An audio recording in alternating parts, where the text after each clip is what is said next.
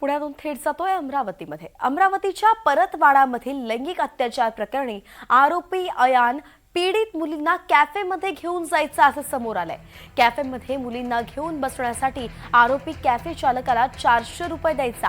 आरोपी अयान अमरावतीसह अचलपूर परतवाडामधील कॅफेमध्ये मुलींना घेऊन जायचा आणि काल पोलिसांनी या कॅफे चालकाची चौकशी केली असून कॅफेचा पंचनामा सुद्धा केलेला आहे।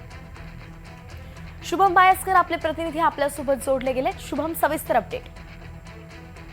वैष्णवी, अयान खान प्रकरणात ग्रामीण पोलिसांनी एसआयटी नेमली आणि या एसआयटीच्या चौकशीत नवनवीन रोज धक्कादायक बाबी उघडकीस येत आहे। अयान हा ज्या फ्लॅटवर मुलींना न्यायचा, ज्या कॅफेवर मुलींना घेऊन जायचा, ते सगळे स्पॉट क्राईम ब्रांचचं पथक असेल किंवा एसआयटीचं टीम असेल त्या ठिकाणी कारवाई केली जात आहे। तिथे क्राईम सीन रिक्रिएट करण्याचं काम केलं जात आहे। असाच एक नवा धक्कादायक प्रकार पुढे आला। अमरावतीचा द कॅफे रॉयल 10 मध्ये आरोपी अयान हा काही मुलींना घेऊन जायचा। त्या ठिकाणी एसआयटीचं पथक पोहोचलं आणि त्या भागाची संपूर्ण झाडाझडती घेण्यात आली आहे।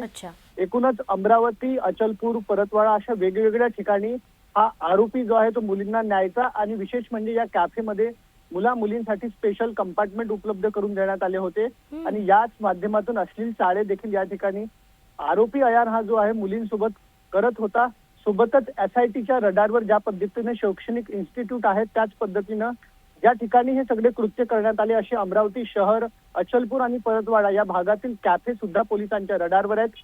किमान 10 लोकांना काल एसआयटीने चौकशीसाठी घेतलं होतं। आजही एसआयटी काही लोकांना चौकशीसाठी ताब्यात घेऊ शकतो। वैष्णवी, धन्यवाद शुभम, सविस्तर अपडेटसाठी। आजही कशी चौकशी होते आणि त्यातून काय निष्पन्न होतंय याचे हे अपडेट आपल्याकडनं घेऊ।